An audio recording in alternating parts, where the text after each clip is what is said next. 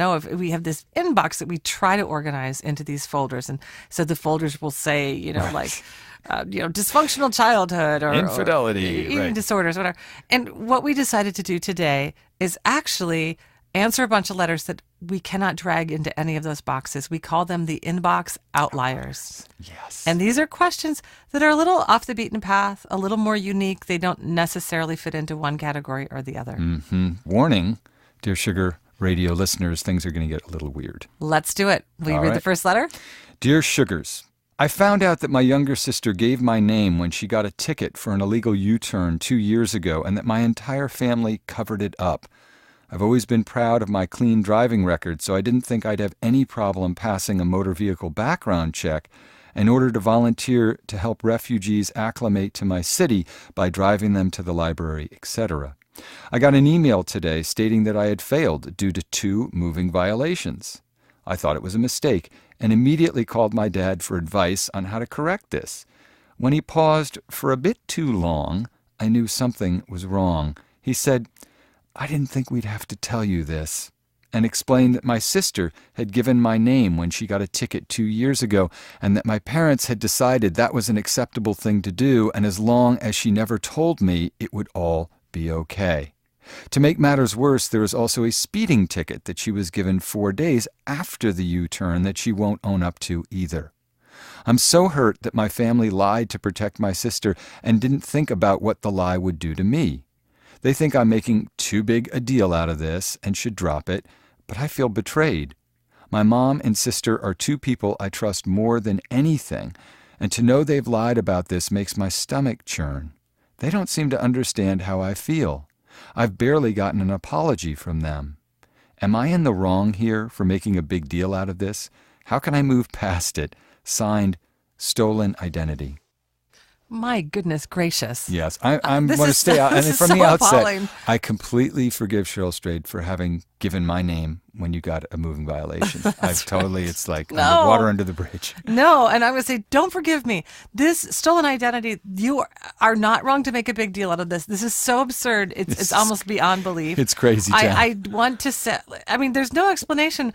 First of all, what's so strange to me is that your parents would want to protect your sister, but at your expense. Like, it's okay for you to have a record, but not your sister. Yeah. These are absurd people who are in some kind of strange, bizarre wonderland of denial and, I don't know, boondoggery.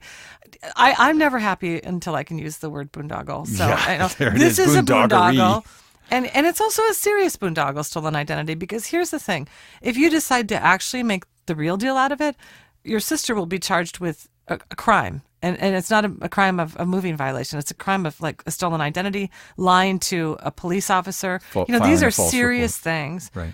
And, they either need to take this seriously and make it right as quickly as possible, or I think you should take action. Now, of course, what does making it right mean? Does making it right mean that you get an apology from them and that apology seems sincere and you come to accept it?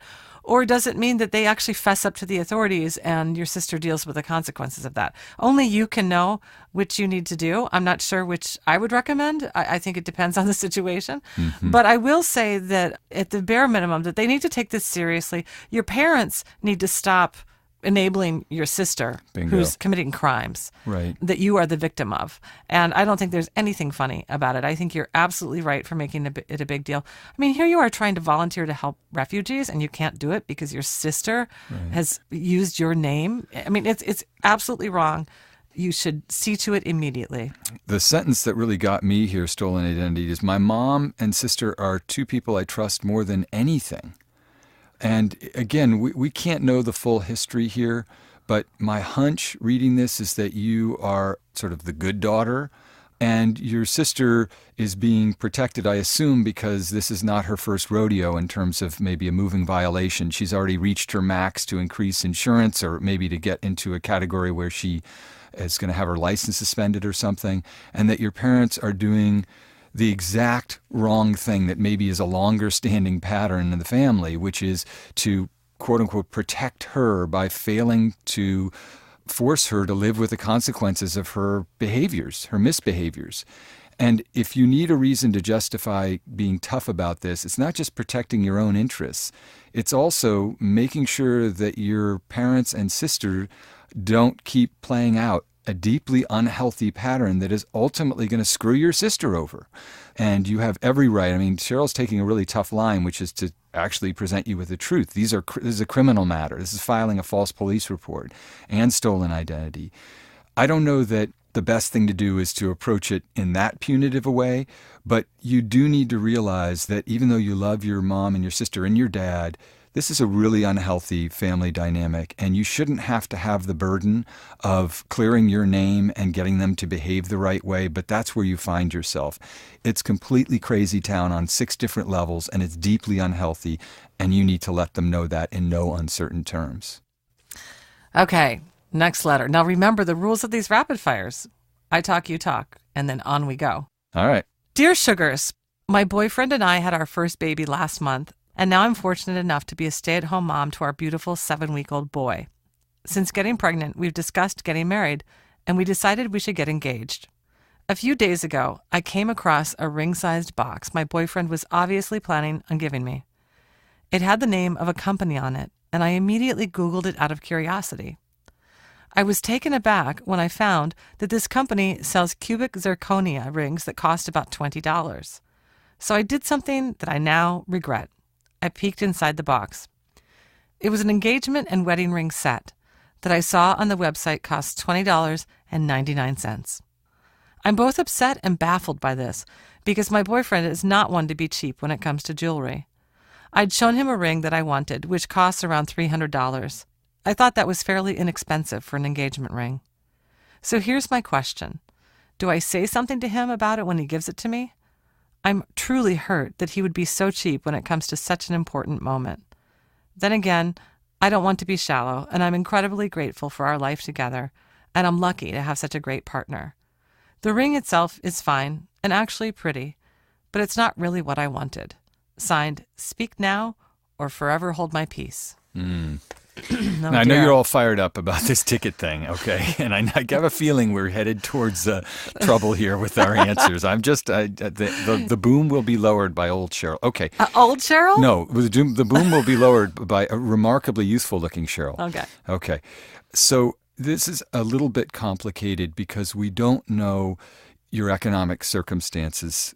It sounds to me, Speak Now, like you are a stay-at-home mom, which means there's one income. You've decided to make this long, good promise. But when you say that your boyfriend, by nature, your soon-to-be fiancé, is not cheap about jewelry, I assume that means that characterologically, he understands that it's important, and this is an important moment. So I am genuinely baffled, along with you, as to why he would give you a $20 ring rather than a $300 ring, which sounds for many people like, well, for a big occasion, that's a very reasonable amount of money to spend on an engagement ring. But I don't know your circumstances, and I don't know your fiancé's, if he's your fiancé by this time, I don't know his anxieties about caring for this new baby. What is clear is he isn't hiding it from you. He isn't trying to pass off this cubic zirconia as a diamond. He's quite open about it. I think you have to bring it up with him because you're going to have that ring on your finger, hopefully until death do you part. So it feels like too fundamental a nagging doubt to ignore. But I'm of the mind, just because of my orientation on things, that it's about the commitment that he's making to you and how loving and supportive and connected he is to you, not about a piece of jewelry. Lower the boom. Speak now or forever hold your peace. You're not being cheap or shallow by telling him that he made a mistake. You know, I understand everything Steve is saying about your economic realities, and it sounds to me, I mean, first of all, she knows their realities, and she isn't saying, well, I told him that I loved this $300 ring, but I knew that we really couldn't afford it because times are tough, okay? She didn't say that to us. She said that by way of saying this would be the reasonable ring for him to get for her for such an occasion. This is, as you note, a ring that she's going to be wearing for the rest of her life. Yep. And so, you know, what I'm sad for you about is, of course, we want our engagements to be fairy tale, and we want them to line up with the joy and the happiness and, of the relationships we have with our partners. But sometimes in the course of those big moments, even people who are glorious and lovely and considerate and generous and wonderful in all these other ways botch the job.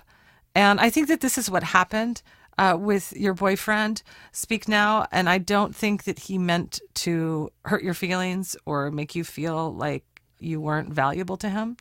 But I do think that he was wrong to give you a ring that costs less than $21. I do think that this was a major fumble that you will laugh about in years to come, but only if you can fix it. Okay? I would sit him down and say, I'm so touched that you gave me this ring, but this ring is not what I had in mind.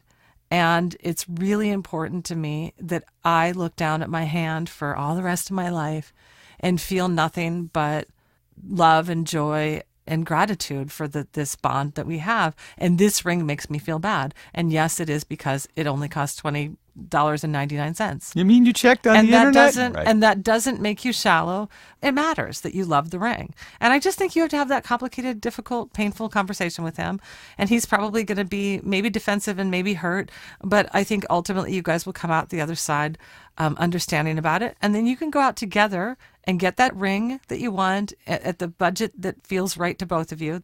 And you, in some ways, can use this as an experience, one of the many times in your marriage right. that you're going to have difficult conversations where one of you has to tell the other, I'm disappointed in you. Right. Good luck. Have the conversation. Please write us back. There's something about your letter, Speak Now, just like agitated me. It like called up my, inner princess. That where I just felt like, no, this needs to be better. And so sadly, sometimes we have to make it better ourselves. We have to make it right by using our words, saying, I love you. I'm grateful for you. The ring is not working for me. Good luck. Okay, we know that now we know Cheryl's in an agitated state. We're going to just proceed forward. She's pissed off about the ticket. She's got the ring thing now. Let's see what else we can throw in there. The criminal sister, the errant fiance. Oh, my God. What next? All right, here we go. Dear Sugars, I'm a 24-year-old man in a rather unique conundrum. I have a chosen family that began when a friend took me home for a winter break during college. Now, 4 years later, I consider that friend my brother and his mother to be my mother. She has given me a place to call home and a relationship that feels like the one most of my peers have with their parents, complete with phone calls, holidays, advice, and chores when I'm at home. She provides both emotional and logistical support that I don't and didn't receive from my parents of origin. My conundrum is that my biological parents are still living. My friends and my therapists have described my relationship with them as bizarre, neglectful, and emotionally abusive. They aren't willing to do any work, emotional or otherwise, to be in a relationship with me. My parents of origin don't know that I call someone else my mother. They don't know that I call someplace else my home. I'm now considering going through a legal adoption process. My chosen mother is perfectly accepting of my decision either way. There are many reasons why I'd like to go through with it, personal, emotional, legal, as well as logistical. The only reason I wouldn't is that I'd have to notify any living biological parents of the adoption. I'd very much like to be legally bound to my chosen family, and I don't think I'd lose anything by severing ties with my biological family. But I would be doing something very cruel to my parents of origin, even though that's not my reason for wanting to do it. I don't know if I can justify telling someone that the child they had is no longer theirs. The benefits of going through with the adoption would be excellent and sensible, especially because it would provide closure, but I've been stuck for months now on whether or not to do it. Do you have any advice for me?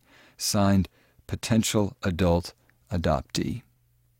This one's a complicated one. Yeah. For me, I honestly, I have more questions than answers, but hopefully these questions, potential adult adoptee, will help you answer your own questions. And, my first one is, why do you really want to do this? You say several times that there would be many benefits, but really as a 24-year-old, I actually think that those benefits would be quite limited when we're talking in legal terms.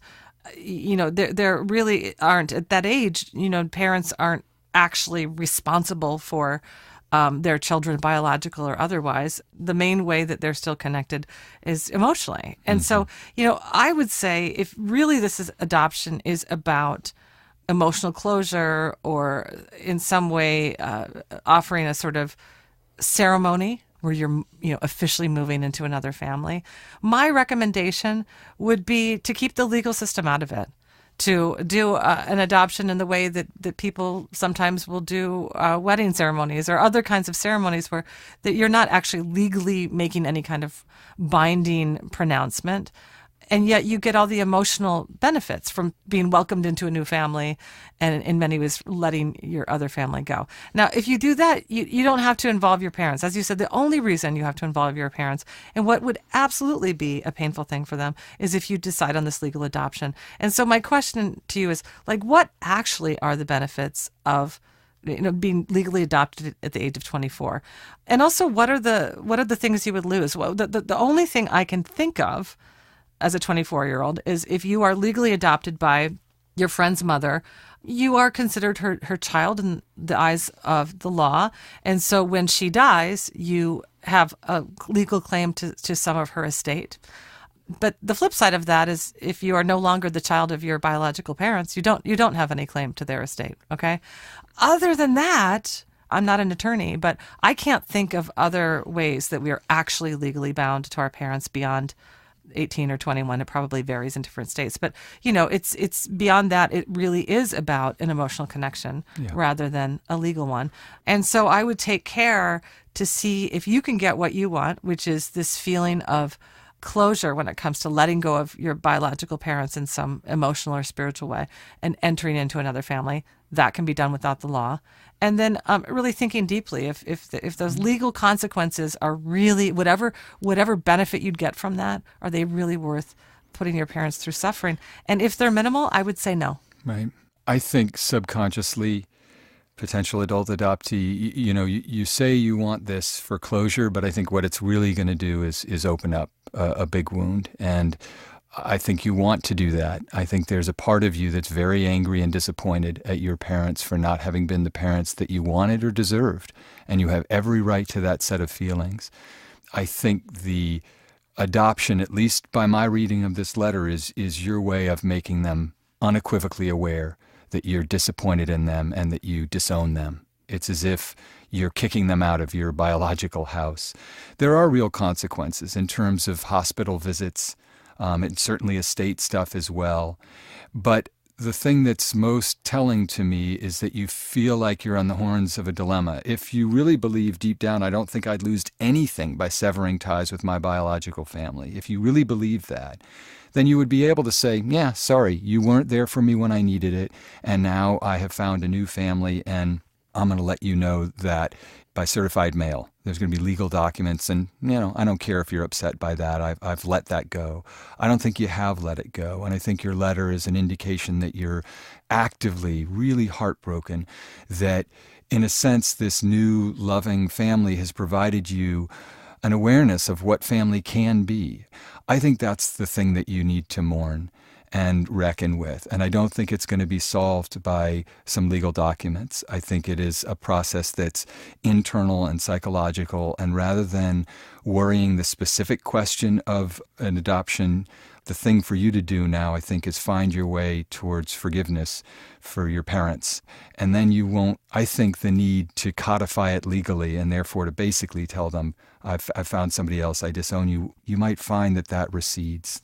And I want to add, too, that so many people I know, myself included, really have a lot of chosen family. Right. That's what you're describing here.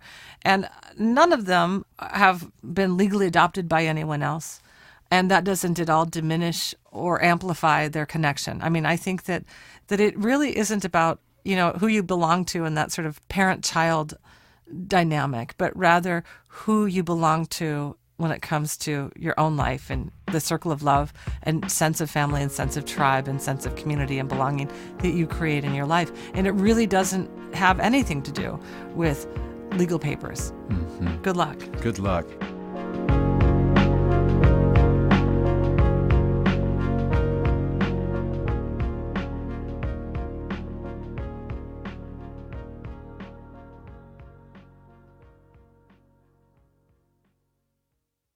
And by ZipRecruiter.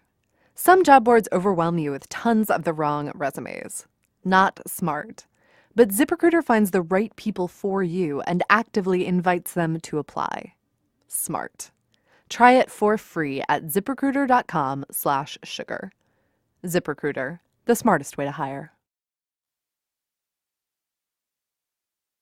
Okay, you ready for the next one, Steve? I am. Dear Sugars, I've been so blessed to find the most compassionate, loving, thoughtful, sexy, amazing man who loves me as much as I love and adore him. We're engaged to be married. We're incredibly happy together and have loved making a home with our 3 dogs. My fiancé is a widower, and while he has been through an incredible heartache, he has survived, and he's ready to move forward with his life. Our problem? My fiancé's late wife's family, specifically her mother. She seems to feel that if I take her son-in-law away, the reality of her daughter's death will land. I've attended family weddings, family holidays, and other gatherings to support my fiancé, and while I know his family likes me, it's understandable that they've had a difficult time getting to know me. We are constantly bombarded with reminders of my fiancé's late wife, which is bothersome to him and agitates me. My fiancé's late wife's mother regularly delivers flowers to our house in memorial to her daughter. There are constant Facebook posts and other such things done without warning. She has made comments to me suggesting that I am essentially the other woman. This is frustrating and offensive, as my fiancé has chosen to move forward with his life, and he has chosen me as his partner. My fiancé doesn't feel like he can say anything about this out of respect for a mother that lost her daughter. I certainly feel that I have no place in it. However, we spend so much of our time discussing this. It's difficult to move forward when my fiancé keeps being pushed into the past. We've had much conversation and contemplation and a fair amount of tears, but I want to find a solution that will satisfy both of us. Some fresh thoughts would be much appreciated. Signed, the widower's fiancé. I'm obviously very sorry for the circumstance, the widow's fiancé, but I'm glad to get this letter because it's a very complicated situation. I think you're just right in your apprehension that this mother is grieving her daughter and she's taking out her anger and bewilderment at that event on you. And that is not fair, but it's also, from her perspective, all she can do to express her grief and rage and bewilderment at this event. I think this is something that is ramping up around the engagement and the wedding, and I think it will dissipate when you're married. That's my hunch. But I think in the meantime, it's clearly something that's disruptive to you and to your fiancé. So I think you might want a little bit of help before you get married in talking with a counselor about this one issue in particular, because it's not just his mother who might have unrequited feelings about this or feelings that need to come out into the light between you. What really came to mind when I was listening to your story, Widower's Fiancé, is that I remember when my mother died, she was married to a man who was my stepfather, and he pretty quickly began dating another woman. And this was excruciatingly painful to me for a number of reasons. But one was just the most basic thing, which was I felt like my mother was being replaced. Right. And even though my stepfather said to me, of course she's not being replaced. I love your mother and I always will. I looked at him and I said, I know that, but you can find another wife and I can never find another mother. Right. And so what's happening here is, the mother-in-law of your fiancé, widower's fiancé, is feeling that you're replacing her daughter. And it crushes her, on top of the already crushing truth that her daughter's dead. And I don't say that by any stretch to make you feel badly about this, but I want you to remember that your fiancé's mother-in-law is doing what she's doing, not because she doesn't like you, not because she has anything personally against you, but rather because she's acting out of her own pain, her own suffering. I do think that there are some ways that your fiancé might play a role here in really maybe consoling her. You say that he doesn't feel he can say anything about this out of respect for a mother that lost her daughter. But I think that what you really need to encourage him to do is reverse that course. The only thing he can do out of respect for a mother that lost her daughter is to look at her compassionately and address her openly and Right. say, I loved your daughter and I always will. And I also now love my fiance. And I want to have happiness and joy, in part because I once knew happiness and joy in a previous relationship with this woman that you and I will both always love. Okay. And so I think that there's something about the two of them coming together and having a good cry and having an honest conversation in which he essentially enlists his mother-in-law to be on his side in this, to help him through his grief journey while he extends a hand to her to help her through hers, you know? And I really think, widower's fiance, that you and your fiance might want to ponder this notion of moving on, which you've used the phrase several times in your letter. You know, almost always when we love somebody who's lost someone tragically, as your fiance did, what really is going to work better in the long run, what's going to be more honest, is just make a place for her in your life, and not just in your fiance's life, but in your marriage, in your life, and that in so many ways that can nurture actually the marriage that you're moving into with this man. And we wish you luck. We sure do. So let's read the next letter. Okay. Dear Sugars, years ago I had an affair with a man I used to work with, but who lived in a different city. We were both married, but always felt an attraction to each other. I knew him before I met my husband. When work brought him to town, we'd meet up for an evening, and we talked often by phone. You wouldn't describe it as torrid. We never spoke of leaving our spouses. We had an easy connection that, over time, mellowed into a long-distance love and remained a cherished secret friendship. He was blunt and honest, a coach when I needed to take risks in my life and career. We talked frequently, but could go weeks between calls and fall right into comfortable conversation. 4 months ago, he passed away unexpectedly. I found out weeks afterwards. After a few calls to his office went unreturned, I emailed his office account and received a short reply from his secretary with a copy of his obituary. I was shocked, completely unprepared, unable to react out loud. Nobody in my life or his knew of our relationship, and I have no one to talk to or cry with, no way to process it. I don't even know what happened. To my knowledge, his wife and family know nothing of me, and that's how it must stay. But I am alone in this. His death feels like it didn't happen, though it hits me at odd times. I catch myself dialing his number. I hear a certain song and stifle a sob. I've kept my feelings hidden, but my husband tells me I've been tossing and turning at night. How do I manage this secret grief? How do I mourn someone who wasn't supposed to be mine? Grieving ghost. Wow. Yeah. This is definitely an inbox outlier. Yeah. It's a hard one. Yeah.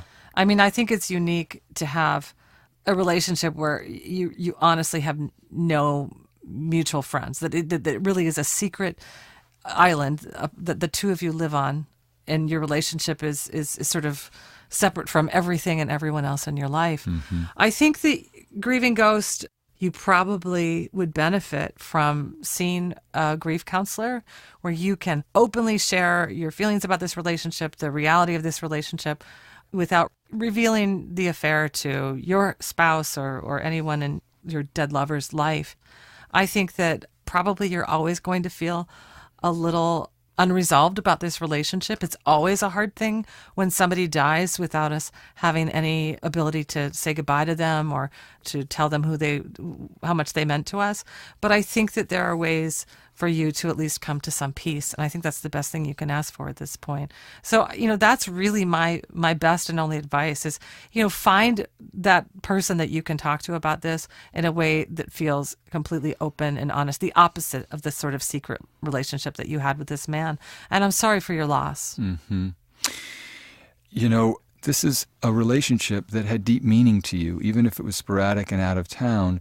When you ask, was there time for goodbyes? That's a version of asking, why didn't he say goodbye to me? Mm-hmm. Could he have said goodbye to me? Could there have been some moment where what passed between us, the years of friendship, the support and mentorship, and whatever erotic and romantic connection was between you would be recognized, where you at least would have some awareness that this person was with you and it mattered and it happened and it was a human act of becoming, and you've been deprived of that.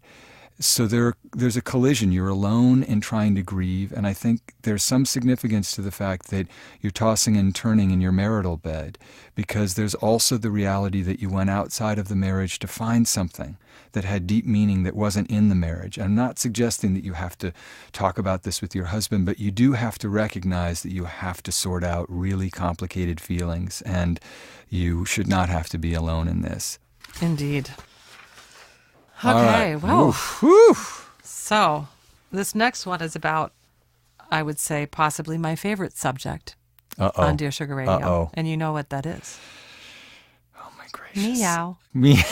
Meow. I'm going to say cats. Cats. Dear Sugars, I'm married to a wonderful man. We have one son, aged 22 months, and a baby girl on the way. My problem is with his mother. His mom has had a severe pet allergy for the past 20 years.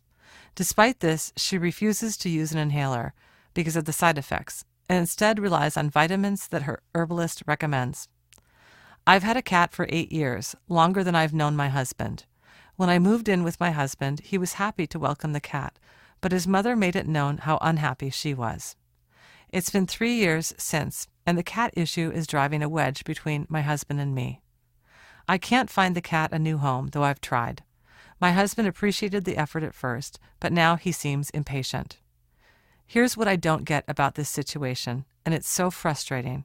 My mother-in-law has been in the same room as my cat without any allergic reactions, not even a cough or strained voice. She didn't know the cat was there or recently there. Her allergies seem to be more of a mental health issue than a current medical condition. She refuses to listen to anyone who tries to talk to her about it. Her family enables the behavior so they don't have to deal with her drama. My husband agrees the situation is frustrating, but he doesn't empathize with my feelings. Specifically, that I feel like I'm being forced to give up my beloved pet to appease his mother. I love how she treats my son, her grandson, but I hate how she berates her son, my husband, seemingly punishing him for marrying someone with a cat. I hate that this has become such an issue in our marriage. I know that if it's not the cat, she'll have some other sort of issue with me that will become a problem. What do I do? Am I the problem for not wanting to get rid of my cat so my mother-in-law can come over for occasional dinners? I know my husband is more important than my cat, as are my children, but I resent that my mother-in-law won't even try to tolerate my home. I'm so angry about this that it may take years of counseling to get over the resentment I have toward her. Signed, Cat Conundrum. It's a cat fight. You had to say it. I had to say it. Well, it's not about the cat.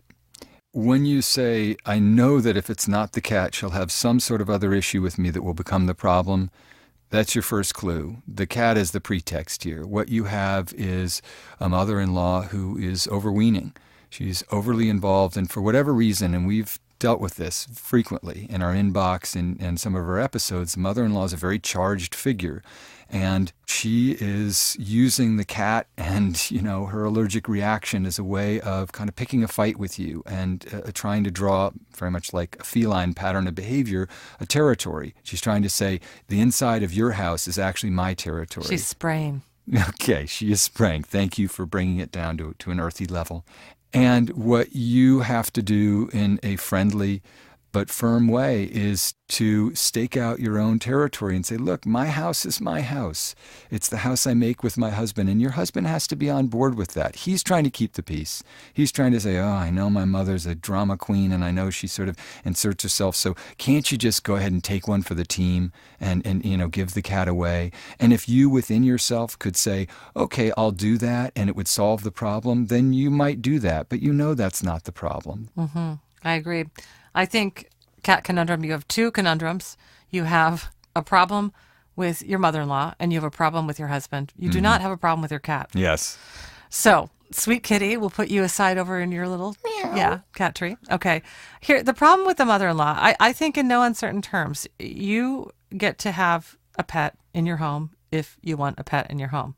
Your mother-in-law does not live with you. It would be one thing if when you moved in with your husband, you were also moving in with your mother-in-law and you knew that she had an allergy. I would understand that it would be reasonable to say you couldn't also have a cat. But your mother-in-law doesn't live with you. And you can see her in other ways. And I would just kind of lay down the law, write down the line that you will use the next time your mother-in-law says something passive-aggressive about you being so selfish about having a cat, and have it be generous and fact-based and say what needs to be said in a gentle but firm way. Okay? So there's the mother-in-law. The bigger issue, I think, is your husband. Of course, you don't want this to be trouble in your marriage. And it sounds to me that your husband, has had many years of being in a codependent relationship with his mother. Right. Appeasing her even when it doesn't make sense. Everybody in the family's doing that. And, this is, I feel for you, but I do think you and your husband should really take the time to once and for all resolve this issue with the cats.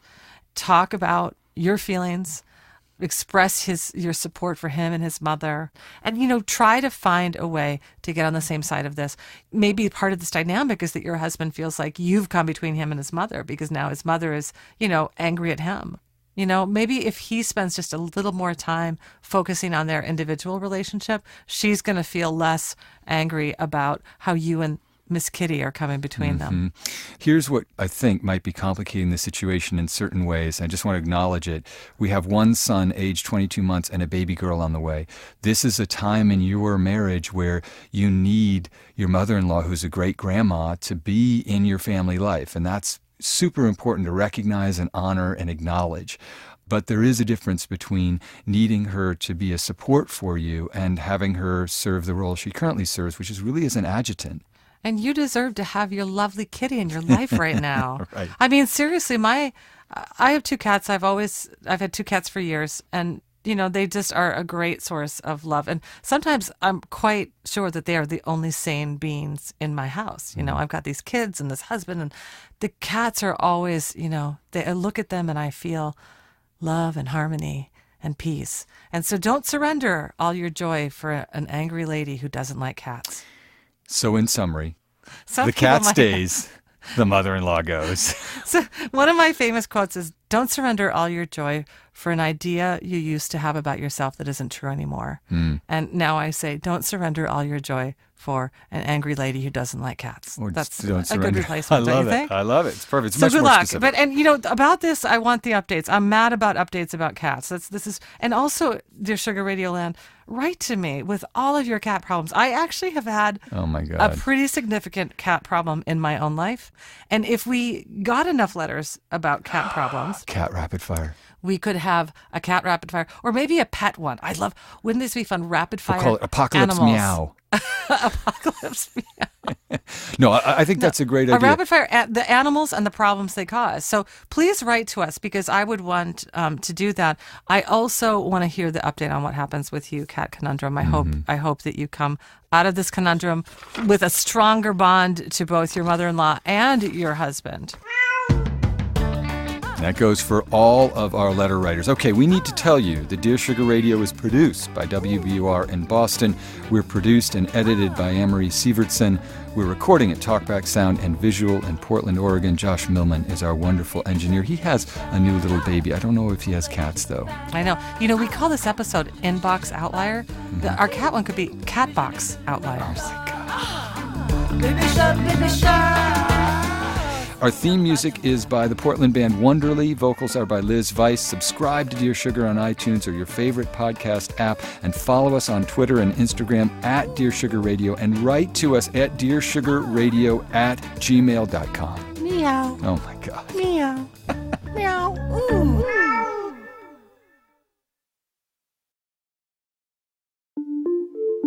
Hi, I'm Erica Lance. Clearly, you like Dear Sugar enough to listen all the way to the end. So I think you might like this podcast I produce, Kind World. Kind World tells deeply personal stories about the pivotal moments in our lives. She called me one day and she says, "Why are you choosing to live in our grief?" And I said, "I'm not. I'm choosing to live in your love." All of those women were witness to the darkest and probably most intimate moment of my life, and they gave me a sliver of light. I talked to all kinds of people about times when they felt scared or alone or overwhelmed, and how they got through it with the help of others. I even thought I was a little crazy, but then I'm like, wait, I could do anything I want. I could raise $1 million if I want to. I could cure this disease. I think that he bypassed all that bullshit and just said, I see a human being who needs my help and I'm going to help him. Head over to wbur.org/kindworld or subscribe in your favorite podcast app. Thanks.